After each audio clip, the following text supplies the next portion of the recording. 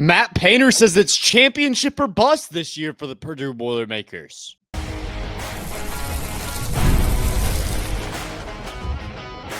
You are Locked On Boilermakers, your daily podcast on the Purdue Boilermakers, part of the Locked On Podcast Network, your team every day. Hello and welcome into another episode of Locked On Boilermakers here on the Locked On Podcast Network, where it's your team every day. I'm your host. I am Nick Arvin, and we have an exciting basketball episode coming your way today. Today's episode is brought to you by our friends at Gametime. Download the Gametime app, create an account, and use code LOCKEDONCollege for $20 off your first purchase. So we have a fun episode today because there's a lot of news coming around the Purdue basketball team over the weekend. There was a big game on the football side against USC, but from a basketball side of things, the Field of 68, they came down to West Lafayette. They came and talked to Matt Painter. They talked to Trey Kaufman-Renn.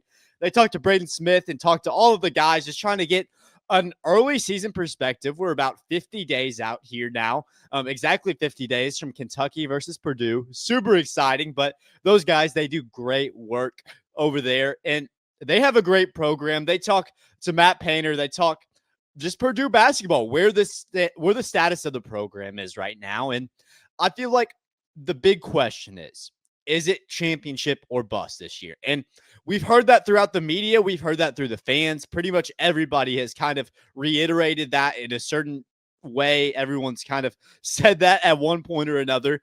But this has been the first time that we've heard Matt Painter. This has been the first time that people inside of the actual program have said this sentiment that this year is championship or bust. So just kind of to reiterate what was said, Matt Painter, he talks to the guys at Field of 68, and he says, yeah, it is championship or bust. This is the year. We have all the guys this year, and whenever we practice, whenever we tell our guys what the expectations are, they know that it's championship or bust this year. We have it written on the whiteboards in the locker room. Every day we practice, we go into practice with that sentiment that this year is championship or bust, and we need to work like that is the case, which Matt Painter, he said that it is. So that kind of gives us a perspective that this isn't just something that is shared from the fans, from the analysts. This is something that the players, they hold. This is a standard that Matt Painter and his team holds. It's championship or bust this year for the Purdue Boilermakers, and Matt Painter says it himself. So going into this year, everybody knows the amount of talent, but I think, and something that Painter went to go say is, this year you have the ability to split two teams up. You have two teams in practice. They go up against each other. And whenever you have a team like that, where it's iron sharpens iron, every day you're getting better because you go up against a guy alongside you, across from you, that's your teammate, but is also going to compete with you and help you get better because you have the same goals in mind.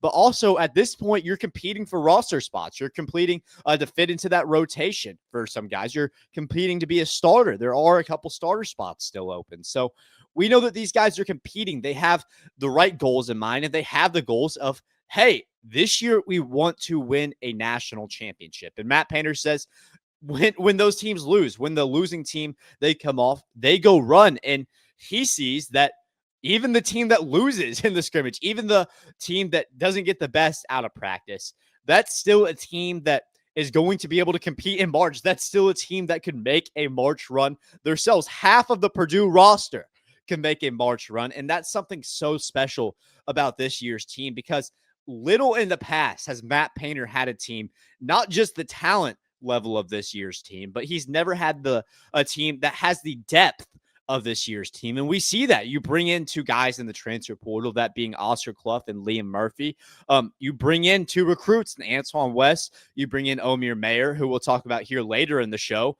But when you bring in those additions, when you're able to maintain guys, he says that one of the most underrated aspects about Purdue's program, and this is something that we talked about on the show, this is something that's been reiterated, is that in a time of college basketball where a lot of focus is on recruiting, a lot of focus is on the transfer portal, Matt Painter has proven to be the best talent retainer in the country. And that shows with this year's team, because if you think about it, Braden Smith and Trey Kaufman-Renn, you have to retain 2 All-Americans. And that's absolutely insane when you think Braden Smith took a pay cut to be here. Trey Kaufman-Renn could have gone somewhere else.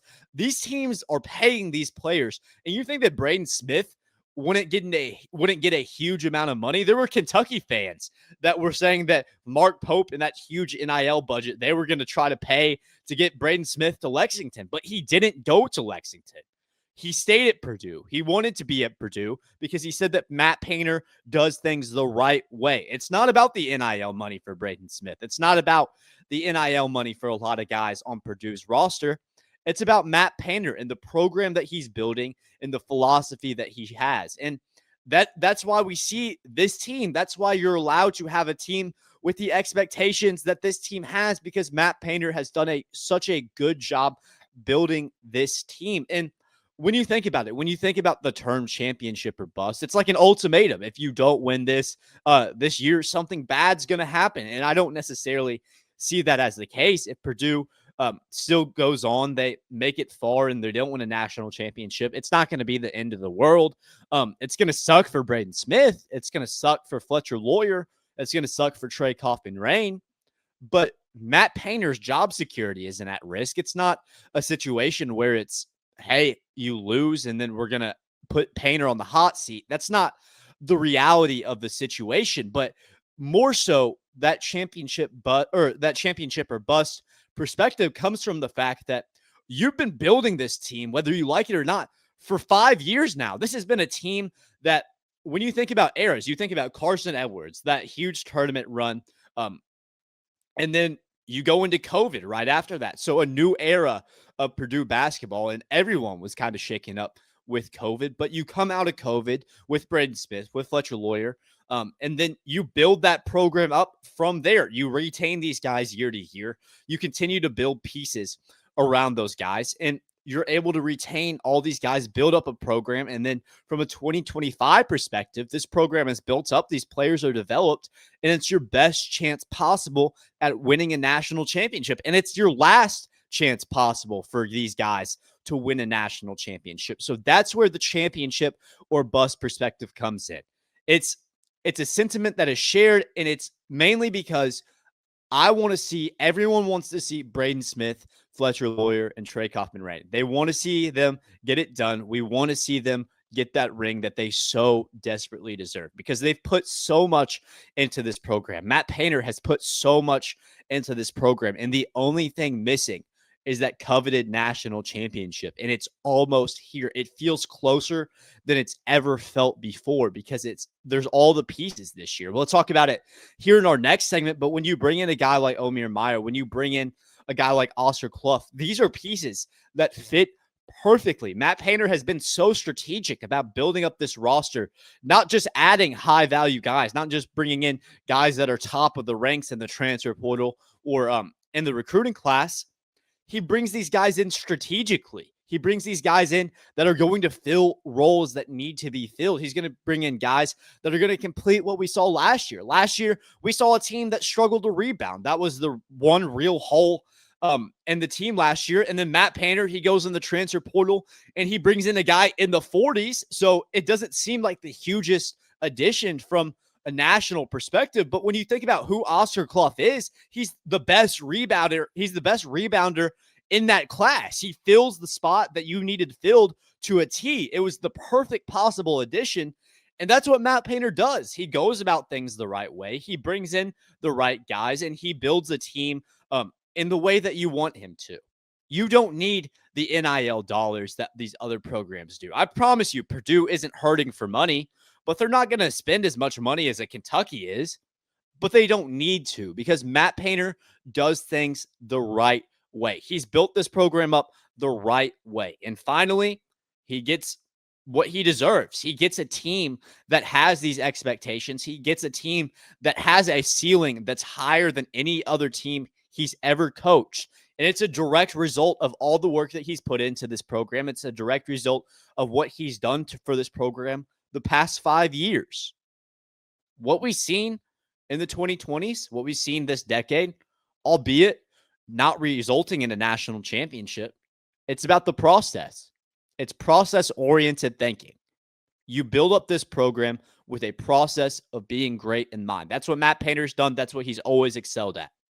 We haven't seen the national championship yet, but that process is there, and we're not far away. And as soon as Matt Painter gets that national championship, it's all going to be worth it. The process will be worth it, and everyone will know, everyone will acknowledge that Matt Painter is one of, if not the best, coaches in the nation and will eventually go down as one of the greats of all time. Matt Painter already has his resume built. All that's missing is the national championship, and he says this year is national championship or bust. We'll talk about some of the guys that are going to help get Purdue there, including some great point guards. Braden Smith, everyone knows about, and Omer Mayer, who's really coming in and being Braden Smith's understudy. He's fitting in. It's like a brotherhood between those two guys. We'll talk about that here next. This episode is brought to you by PrizePicks, the daily fantasy app where making the right call can actually pay off. You and I make decisions every day, but on PrizePicks, being right means cashing in. With football back, PrizePicks is the simplest and fastest way to get in on the action. Just pick more or less on 2 to 6 player projections, and you can turn your takes into real prizes all in less than 60 seconds. It's quick, easy, and honestly, my favorite way to follow along with football. You always feel like you have stakes in the game in an easy-to-use format. So right now, download the PrizePicks app today and use code LOCKEDONCollege to get $50 in lineups after you play your first $5 lineup. That's code LOCKEDONCollege for $50 in lineups after your first $5 play. PrizePicks, it's good to be right. So in our last segment, we talked about how Matt Painter says that this year is championship or bust, and all the additions that he's made along the way, all the things that he's done to develop this roster, to develop these guys into a championship contending roster. And he's there. But this offseason, we saw another addition, and it's one that was kind of interesting, one that Braden Smith talked about with the Field of 68 guys. Like I said, they do a great job, a lot of great information. They had some great interviews over the weekend, so please do check those guys out. But Braden Smith, he sheds a little light on Omer Mayer, that addition to the program. And it's so great to see because when you think about who Braden Smith is, this is a guy that is on pace to breaking the all-time assist record. That record has stood forever. Bobby Hurley out of Duke. That's a record that if Braden Smith breaks that one, immortalized. That's a record that's so huge to college basketball, just the history of this sport. It's very understated. Not a lot of people talking about it from a perspective of this turns Braden Smith into one of the greatest players of all time. And like I said, much like a Matt Painter, Braden Smith's legacy doesn't need to be shifted too much. He's already earned everything he has, but it's just one more acknowledgement on the already esteemed legacy of a guy in Braden Smith. But when we think about who he is, when we think about all that he's done for Purdue, he's the face of this program. He's a guy that one of the greatest Purdue basketball players of all time, one of the greatest college basketball players of all time. And then you think about Omer Mayer. This is a guy that's 18 years old coming out of Israel. He's been playing in the EuroLeague. He's been playing a level of professional basketball for a long time now, since he was like 16 years old. He's been at it, playing against grown men, playing against guys that are being paid. That's who he is. Since he was young, this is a guy that's been a straight baller. So he comes in, he's younger than almost everybody, but he has a lot more experience than people kind of expect. And we saw that in FIBA. We saw that in the U19 World Cup. He goes in, scores like 33 points, and it wasn't an empty 33 points because he threw like 7 assists and 5 rebounds in that game too. The moral of the story is that Mayer can do anything with the ball in his hands. This is one of the most developed freshmen that we're ever going to see play at Purdue. So when we draw that back to Braden Smith, when we draw that back to bringing a guy in like Omer Mayer, who's going to be ball dominant, who does see himself as a point guard, skips the NBA draft when he could have been a first-round pick like his teammate Ben Seraph, because he wants to come to Purdue, because he wants to play under Matt Painter. And Braden Smith, he's welcomed Mayer in. He's wanted to be this guy's brother. He's talked about, hey, me and Omer, we're good pals. Like, we play good. We have a good chemistry. I've tried to work with him. He talks about how for 2 weeks straight, they've been going at it. They'd been practicing before school every day. There's a real brotherhood being built up between Braden Smith and Omer Mayer, and that's going to show on the court. That type of chemistry is going to show. But for Braden Smith, this is something that has been talked about. It's been talked about. You want to have a guy, a point guard that can be, that can carry the ball, that can be ball dominant, and have Braden Smith play off the ball at times. That's something that we haven't necessarily seen throughout Braden Smith's career. He's always been the ball dominant guard, but this year you bring in a guy that can kind of change that. And for Braden Smith being this close to the record, the assist record, that's a record. You get all those assists, you play make with the ball in your hands. So it's a level of unselfishness from Braden Smith to let a guy like Mayer come in, and to be a big brother to that guy, to welcome him in and give him the key. Say, hey, you're going to play meaningful minutes for this team. I don't care if you're a freshman. You've worked for this. You're my teammate. We're going to compete at practice, but I have the best in mind for you. I want you to play. I want you to find success. Even if my production goes down, even if the ball isn't in my hands as much, I want you to play because you are going to help us win. That says all that is that says everything about who Braden Smith is. That says everything about the type of player he is. And for Mayer, that is going to increase your development. That's so attractive when you think about playing at Purdue. When you think about playing under Matt Painter, that's one thing. Everyone wants to play under Matt Painter. He's proven himself. Everyone talks about how well of a program Matt Painter runs, but even more so playing under Braden Smith, playing under a guy who's been there, done that, who's going to go down in history as one of the best point guards to ever play college basketball. You have the opportunity as an 18-year-old kid to come into Purdue, to play under that guy, and to get better. And that's something that is going to be so important to this team this year because Braden Smith, he's going to play 30-plus minutes. That's just that's what's going to happen. But you have the ability to put in Mayer for 15, 16, all the way up to 20 minutes. We'll see what kind of production he goes out, whether that's on the court with Braden Smith. We'll talk about whether Mayer can be ball dominant. That's something that's going to be worked out with reps. We'll see what look is the best, but these are two guys that can play along each other, and you're going to be better with Mayer and Smith than just Mayer. So these two guys getting along, these two guys building a brotherhood, a lot of that being Braden Smith, being welcoming, being a good role model for Mayer. It's just going to improve what this team is. And to go back to my point about depth that I brought up earlier in the show, it's so nobody else in the country has this. Nobody has the best point guard in the nation, and then probably the best freshman point guard in the nation coming up behind him. It's so unique to Purdue. There's so much talent on this team, and there are a lot of mouths to feed. Some of these guys' production are going to go down because there are more people that need to be fed. There are more people that are going to have the ball, but the unselfishness of this team, the unselfishness of the leaders on this team is going to provide for more wins. College basketball, in terms of winning, you can have the best players all you want. We've seen teams have the best players consistently, whether that be a Duke, whether that be a North Carolina, Kentucky. These blue blood programs, they recruit, they get the top players, but they don't win. They don't win a national championship on a consistent basis. When you talk about teams that win national championships, sure, you're going to see 5 stars. Sure, you're going to see guys that are All-Americans. It's not that the best players don't win the national championships. It's that the best teams win the national championships. Guys that get along win national championships. Teams that have chemistry win national championships. You have 2 All-Americans, and that certainly helps. You have Braden Smith. You have Trey Kaufman-Renn. That certainly helps. But I think that the chemistry that Braden Smith has with Omer Mayer, I think that the chemistry that this team has with each other, and I think that the unselfishness that this team has showed is going to provide more vital than any amount of stars that other teams are going to have. This team is a tight-knit group. They're the most talented roster in the country, and they may have the best chemistry in the country. That's something that's going to be huge for Purdue basketball this year.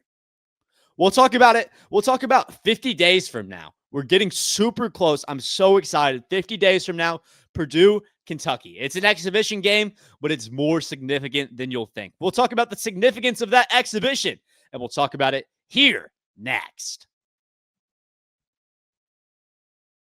College football is back, and I couldn't be more excited. The tailgates, the rivalries, the energy in the stands. There's just nothing like it. But let's be real. Actually getting tickets can feel more like a battle than the game itself. Endless queues, hidden fees, prices jumping at the checkout. That's why I use Gametime, the app that gives the advantage back to the fans. It's the easiest way to score last-minute tickets at the best price. With no surprise fees, what you see is what you pay. Say, hey, you want to make it out to Ross Aid this fall? Well, you can absolutely do that with Gametime. You want to make it out to Mackey this winter? Score yourself some cheap tickets. Score yourself the best prices with our partners at Gametime. So take the guesswork out of buying college football tickets. Do that with Gametime. Download the Gametime app, create an account, and use code LOCKEDONCollege for $20 off your first purchase. Of course, terms apply, but that's promo code LOCKEDONCOLLEGE for $20 off. Swipe, tap, ticket, go download Gametime today. So we're 50 days out from Kentucky, Purdue, and we've talked all episode long about why this team's going to be so good. The depth, the talent, the brotherhood, the chemistry, all that. We talked about how Matt Painter has said that this is championship or bust. But going into Kentucky versus Purdue, that's a huge exhibition. These teams haven't played against each other in any facet since the 90s. I think 97. I'd have to check, but I know it was whenever Pitino was the head coach at Kentucky was the last time that these two teams have faced off. And this game is so much bigger than what people think. It's bigger than an exhibition. It's bigger than these two teams playing because these are two of the biggest brands in college basketball. These are two of the biggest brands in sports. When you think about Purdue basketball, when you think about Kentucky basketball, these are two huge brands. And the fact that these two teams haven't played each other in almost 30 years, it makes this game so important because these are two fan bases that care about their program more than anybody else. Purdue fans are hyper passionate about college basketball. And I know that Kentucky fans are also very passionate about their college basketball team.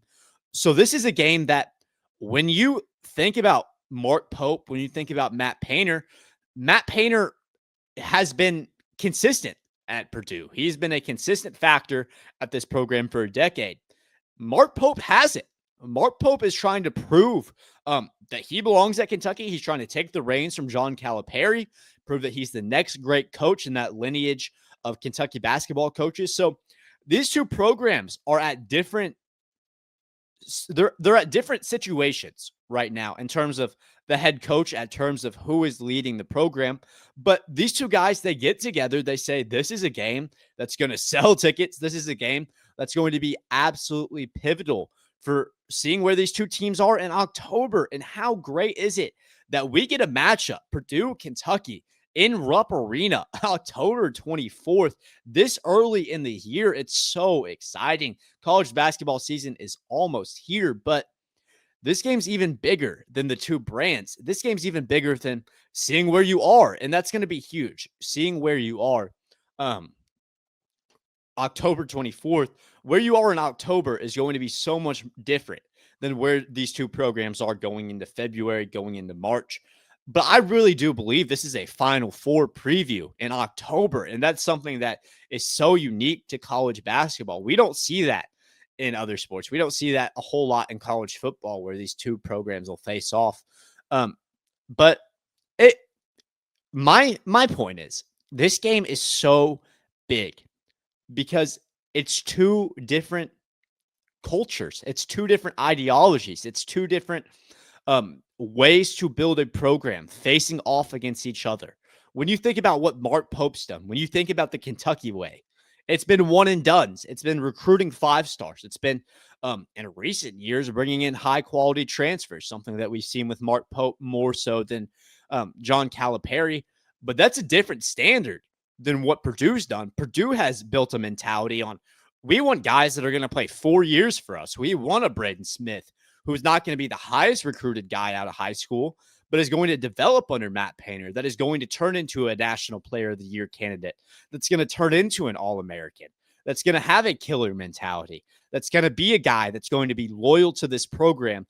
And we value loyalty at Purdue higher than we value star ratings. So these are two programs that have historically done things a different way. And for the first time in 30 years, they're facing off. And in this time in college basketball, that's so important because everybody is trying to figure out where this era is going. We've seen different programs. They're not even recruiting high school kids anymore. They're going straight out of the portal because it's been seen that these older guys that have more playing time, that have more chemistry, that are battle tested, they tend to win more games than younger guys, even if they're a top 5 recruit coming out of high school. That's just the nature of where college basketball is. NIL is so big. So when you think about the way that college basketball used to be, if you go to the NBA, that's the ultimate goal. That's why one and dones used to be more prevalent than they are now, because you could get your bag in the NBA. You couldn't get paid in college basketball, but now there's almost a attractiveness to staying in college basketball a longer period of time, to be an older guy in college basketball, because for some people, when they can't necessarily make it in the NBA, when your ceiling is, hey, I can make the G League, hey, I can boulder as a bench guy on an NBA roster, why not stick it out in college basketball? Why not get yourself on a commercial? Why not be the face of a program and get your NIL bag while you're marketable? So that's been a different formula. And we've seen that some schools have completely shifted from that. But the two ideologies of Purdue and Kentucky are completely different. And in this time of college basketball where everything is different, it's a complete crapshoot what all these programs are going to do. Everyone's looking for what's going to be the formula in this time where it's honestly unregulated, where it's unprecedented. What's going to be the formula for success? And these are the two programs that are the face of the different ways to build a program. And that's really going to be huge. And it's an exhibition. It's not going to count for a win or a loss, but the ideologies of these programs are going to be on display on that October 24th matchup. This is a game that needs to continue because these two programs are so pivotal to the face of college basketball, to where college basketball is going. We know that these older guys are more susceptible to winning, and we know that that's what Matt Painter wants to do. That's why I'm making this episode. That's why this year's championship or bust, because Matt Painter has focused on growing these guys into winners. He's focused on taking that route, not in the transfer portal, not getting someone that has grown somewhere else, but growing these guys in West Lafayette, making them Purdue products. That's why this program has the amount of success that it has. In Kentucky, they have their formula. They've won 8 national championships, I think, but it wasn't in this era. It wasn't in this era of college basketball. Everybody is trying to figure out right now what's going to be the key to winning national championships. Whether it's Matt Painter's way of getting these guys, not necessarily the highest recruited guys, but getting guys like a Braden Smith, getting guys like a Fletcher Lawyer, getting guys like a Trey Kaufman-Renn, and developing them 2, 3, 4 years, becoming the best retention head coach, not transfer portal, not recruits, retention. You retend, you maintain, you allow these guys to stay on your roster. You make sure that you do things the right way so that you are able to maintain 2 All-Americans. Is that the way to win? Or do you spend $20 million in NIL money on the top recruits, on the top transfers?